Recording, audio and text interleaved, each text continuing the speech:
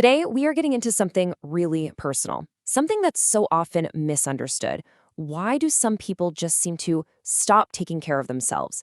And what we're going to do is reframe this whole thing, moving it away from a conversation about willpower and into a conversation about biology. I want to start with this quote because, wow, it just nails the feeling, doesn't it? It's that sense of being a spectator to your own life falling apart. You see exactly what's wrong, you know what you should be doing, but you are completely, utterly unable to step in. The controls are right there, but you can't reach them. And this right here, this cuts to the very heart of the misunderstanding. On the outside, people see laziness, maybe apathy. They think you're not trying, or worse, that it's some kind of character flaw. But on the inside, it feels like paralysis. It feels like you're trapped behind these invisible walls. It's not a choice. It feels like a total biological shutdown. And here's the real kicker, the paradox of it all. This isn't about not noticing or not caring. No, it's the total opposite. It's a state of hyper-awareness. You feel every single thing that needs to be done. The thirst, the messy room, the unopened mail. But that bridge, the connection between knowing what to do and actually doing it, it's just gone. It's collapsed. So this brings us to our first really big pivot in thinking. We have to move away from all that blame and start looking at this differently, not as laziness, but as a deeply wired, even if it's gone wrong, survival strategy. Let's just ask a radical question, one that challenges everything we think we know about this. What if this isn't self-sabotage at all? What if that's the wrong story? Well, if it isn't self-sabotage, what is it then? The idea here is that we should think of it as a self-preservation strategy that's just miscalibrated. Your nervous system is trying desperately to protect you from something it sees as a massive threat. It looks like giving up, but it's actually an attempt to survive. And this actually has a name in psychology. It's called learned helplessness.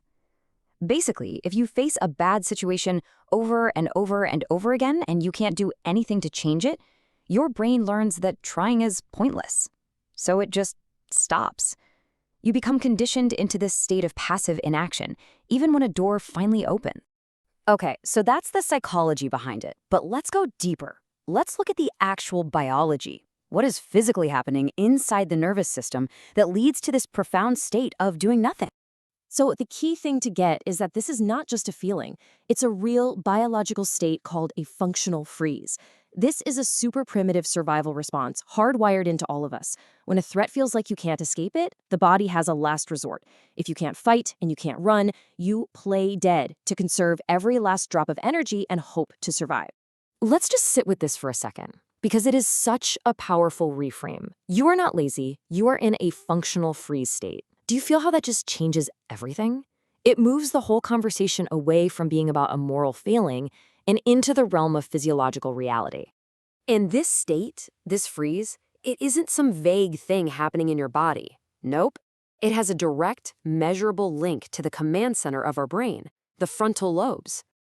And what's really fascinating is when you look at the symptoms of when this part of the brain isn't working right, impaired decision-making, trouble planning, reduced willpower, poor emotional control, sound familiar?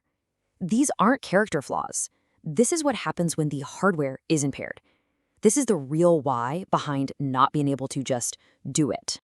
Now, this internal state of shutdown, well, it doesn't stay internal. It starts to leak out into the real world, building what one source perfectly calls a fortress of neglect. See, your nervous system is a learning machine. Once it finds a strategy that seems to work, like avoidance and shutdown, it starts applying that logic to everything. The messy room? That's just the first, most obvious symptom. It's the tip of the iceberg of a pattern that is quietly spreading or metastasizing to every other part of your life. And you can almost watch it happen in a predictable sequence. It usually starts with the physical stuff, your home, your own hygiene. Then it bleeds into the administrative tasks, right? The mail piles up, bills don't get paid. From there, it often hits your medical well-being, ignoring symptoms, skipping appointments, and finally, it corrodes your social life, leading to total isolation. In its most extreme form, this has a clinical name, Diogenes syndrome. But here's a fun fact, or maybe an ironic one. The name is completely wrong. The real Diogenes, the Greek philosopher, was a minimalist who loved being around people. He was the exact opposite of the hoarding and withdrawal that you see in the syndrome that's named after him.